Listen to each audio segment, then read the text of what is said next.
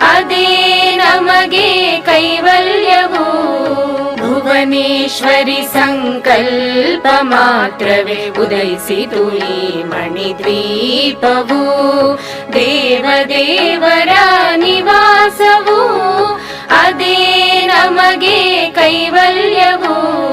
ಮಹಾಶಕ್ತಿ ಮಣಿದ್ವೀಪ ನಿವಾಸಿನಿ, ಮೂರು ಲೋಕಕ್ಕೆ ಮೂಲ ಪ್ರಕಾಶಿನಿ. ಮಣಿದ್ವೀಪದಲ್ಲಿ ಮಂತ್ರರೂಪಿಣಿ, ನಮ್ಮ ಮನದಲ್ಲಿ ನೆಲೆಯಾಗಿರುವೆ.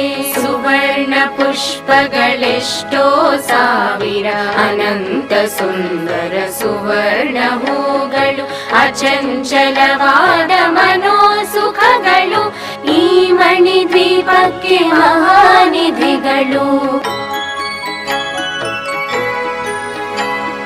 ಲಕ್ಷ ಲಕ್ಷ